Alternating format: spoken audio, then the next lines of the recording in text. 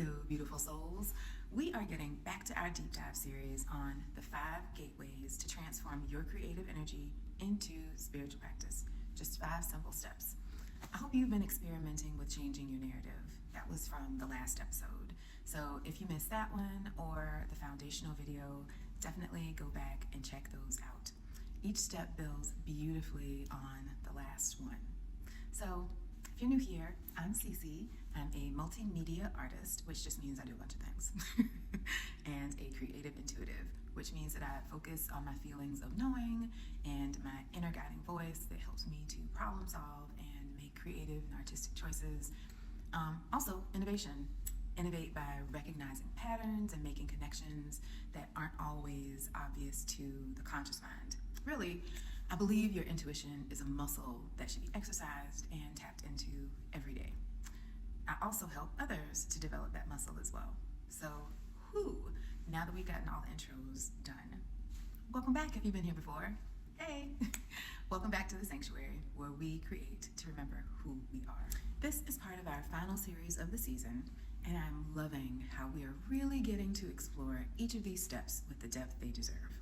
And today, we're moving into the physical realm with step 2, create sacred time and sacred space. Now, I know some of you're already saying, Cece, I don't have a fancy studio, I don't have a dedicated room to do all of this. My lovely creatives, let me put your mind at ease right this second. Sacred space isn't about square footage or some Instagram-worthy setup. It is about intention, energy, and honoring what you love to do. And we are going to talk all about it. So let's get into it.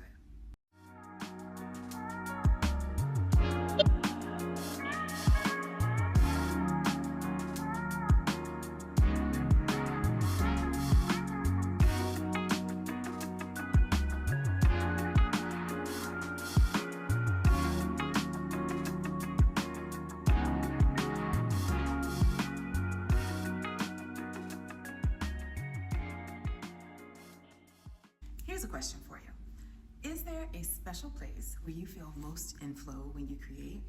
Maybe it's a corner of the kitchen where the light hits just right when you cook.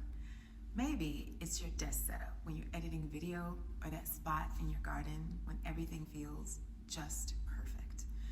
Well, space and time aren't just logistics. They're energetic containers for your practice. Think about it. When you have a dedicated space for something that you love, what happens? You walk into that space and your energy shifts, right? Your body remembers, your mind settles, you're halfway into flow before you even begin. I have made art everywhere. In my mom's garage, on the dining room table, in the tiny apartment where I had a table that was used for painting, sewing, collage, studying, having a snack. So believe me, I absolutely understand what it's like to create space for yourself. Sacred space isn't about having the perfect setup. It's about bringing reverence to whatever space you have. If you do have a dedicated area, wonderful. Honor it, keep it clean, keep it organized, maybe add a plant, a candle, or something that makes your heart open like a flower whenever you see it. Create a visual reminder that this space is special. But if you share your space, and most of us do, so not a problem there, here's what you do. Before you begin your creative practice, take a moment and set an intention. You can say a prayer, you can speak an affirmation, or simply take 3 deep breaths and mentally claim that space is yours for the next hour, half hour, 10 minutes, however long you plan to do your practice. Me, I love incense. It is my favorite way to shift the energy and signal to my mind and my body that we are entering sacred creative time. I also love folding origami hearts.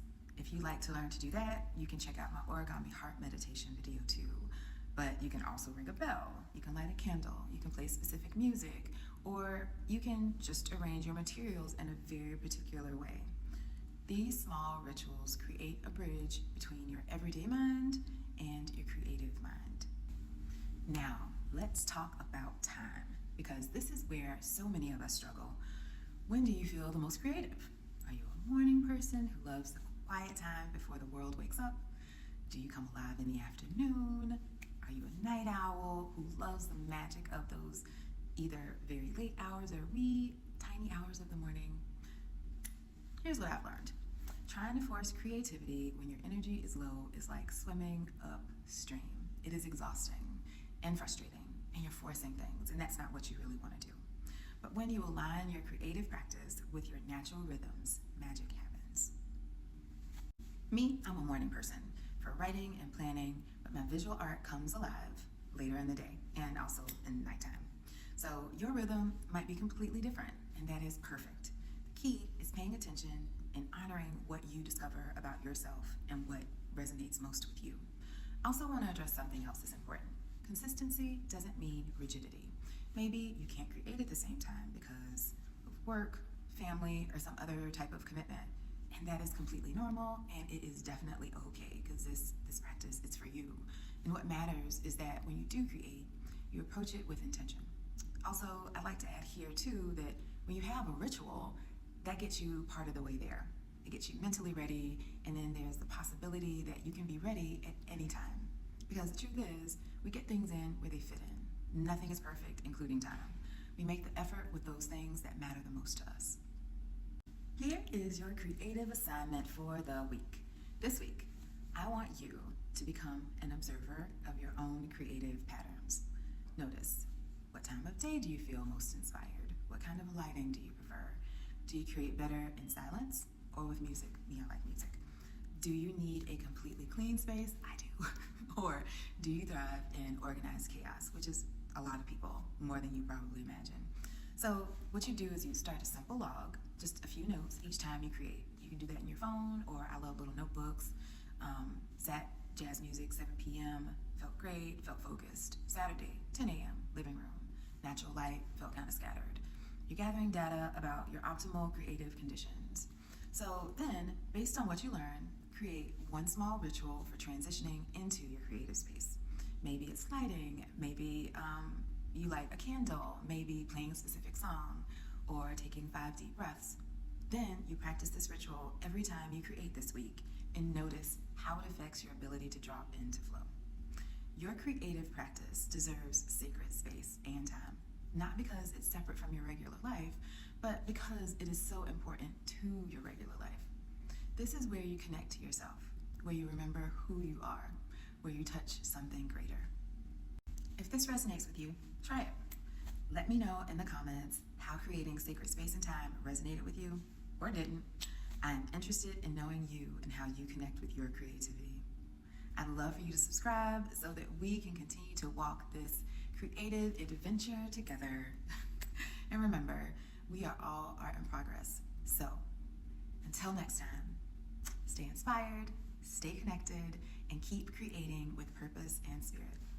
Blessings.